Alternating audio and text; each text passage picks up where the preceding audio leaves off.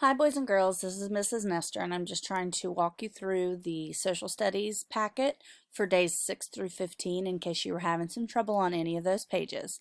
So for day 6, they gave you a map of the state of West Virginia, and it says, I look at the map of my state and find my county and city. So what you're supposed to do is you're supposed to find your county. And we live in the county right here called Greenbrier. And there, depending on where you live, usually we're going to be down in this part of it. And you either live in White Sulphur or Lewisburg or Frankfort or wherever you live. It's usually in this lower part of Greenbrier. So this is Greenbrier County, and you're going to have an adult help you figure out exactly where in Greenbrier County your city is. So your county is Greenbrier, and your city is one of the White Sulphur, Lewisburg, Roncevert, something like that. Okay? For day 7, we're working on community helpers, and it says match the worker with the object by drawing a line. Use the word bank to complete the sentences. So we've got community helpers over here and items that they use on the right. All right, so over here, the community helpers, we have a pizza chef, because there's a box that when we order pizza, remember the pizza goes in the pizza box. We have a construction worker or a lineman. We have a crossing guard that help children cross the street, and we have a nurse. And on this side, we have a thermometer, a stop sign, a pizza oven. I know that's not what it looks like, but it's a pizza oven, and a hard hat. So you're going to draw a line from the pizza guy, the pizza chef, to what he uses, the lineman or construction worker to what he uses, the crossing guard, draw a line to what they use, and the nurse, draw a line to what she uses. Okay? And it says, I'm a construction worker. I wear a blank. The word bank says hard hat, stop sign, oven, thermometer. I'm a construction worker. I wear a hard hat, stop sign, oven, thermometer. Okay, so you're going to choose the right one and write it up there. And then this one says, I own a pizza shop. I use a pizza blank to cook pizza. Hard hat, stop sign, oven, thermometer. I own a pizza shop. I use a pizza blank to cook pizza. Okay, all right, we're going to go back up to day 8. Day 8, some jobs in West Virginia are. You're just going to list a few jobs. I'm a teacher and I live in West Virginia, so you could put teacher. We go to the doctor. People work at restaurants. We have anything that you can think of. Store workers. So you're going to think and talk with an adult or someone in your family and come up with some jobs. Some jobs in West Virginia are, and you're going to make a list of about 2 or 3. Okay? Day 9, we're labeling the police officer. Labels help us to understand pictures better. So different things have lines drawn to them, and you're going to label them. Your choices are hat, radio, belt, badge, and handcuffs. And you don't have to cut and glue it. You can just write it. So if you see the hat here, we'll go ahead and do that one together. Hat, this is the hat, obviously. So you're going to write H-A-T there. So this one is pointing to this, which is something that they talk into. All right. This one is what they show people to show that they're policemen. These are what they put around your wrists. And right here, this is what hooks on their pants to keep all of their items on there. All right, let's keep going. Day 10, we're going to label the globe. All right, we have 3 parts. We have this square, we have this square, and this square. We're looking for land, globe, and water. Okay? So there's only 3 parts of a globe. The globe is the big circle thing. So the title is where the globe is going to go. Okay? So you have the globe. Then you got to think about what this is. It's either land or water, and this one is either land or water. So you're going to write and put them where they go. Day 11, all right, symbols, the American symbols, identifying the American symbols. First, you have to trace the words. Number 1 says Liberty Bell. You're going to trace that.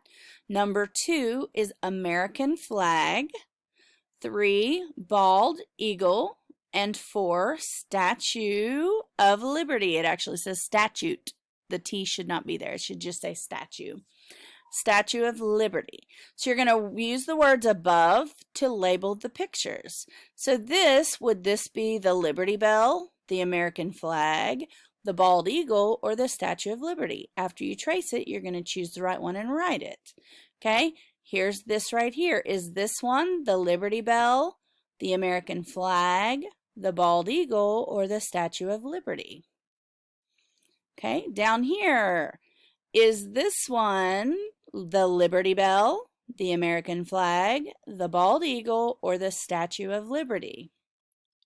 And this last one, we actually talked about this in class. Is this one the Liberty Bell, the American flag, the bald eagle, or the Statue of Liberty? Okay. All right, let's go back up. On day 12, we're talking about goods and services. A service is something someone does for you. Goods are things that you buy.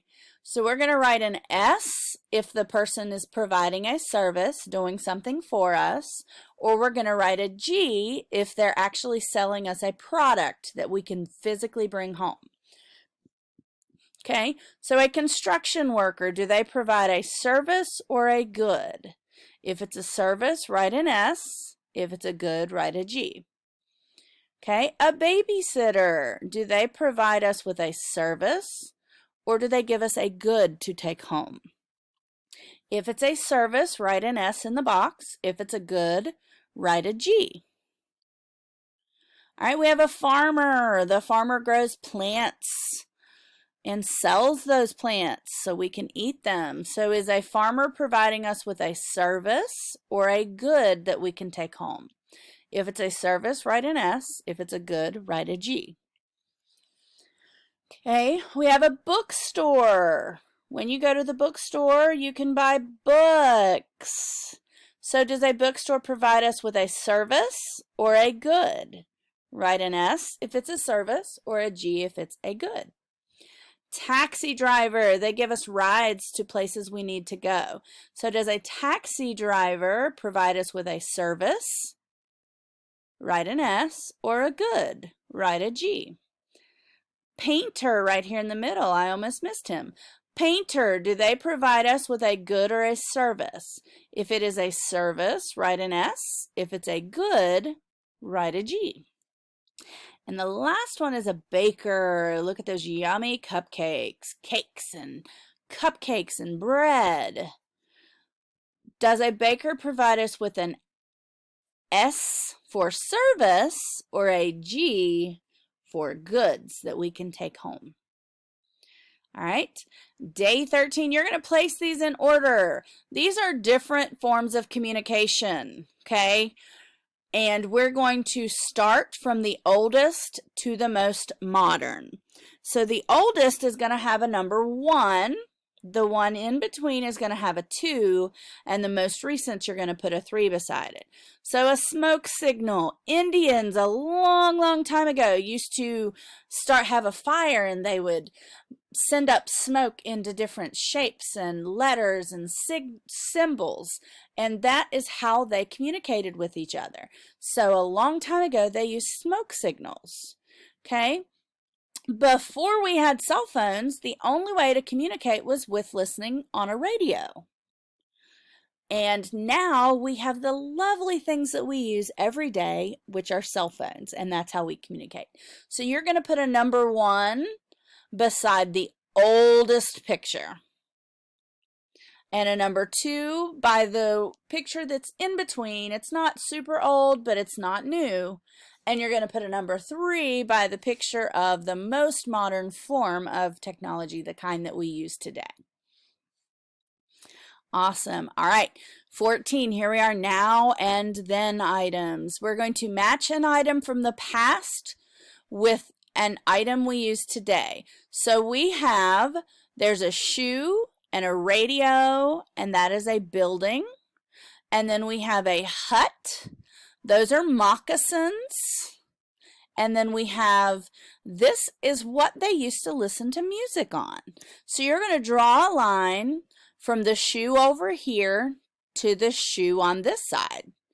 You're going to draw a line from the form of music or the radio to how they listen to music here.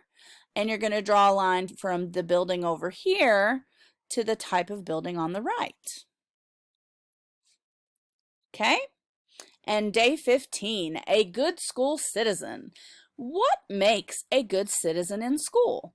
You're going to trace on the dotted lines to match the apples with the kids who are being good citizens in school. So the apple's only going to point and connect to one person on each line. One is being a good citizen and the other is not. So on the top row, we have this teacher and this child. She's raising her hand. She's paying attention. Okay, so we have the apple. We're either going to draw a line from the apple to this little girl or from the apple to this little boy. This teacher is teaching, and what is the little boy doing here? He is sleeping. So I need you to think about if he's being a good citizen or not. All right, you're going to draw a line from the apple to the good citizen. Is it going to go to the girl listening and raising her hand or to the little boy sleeping?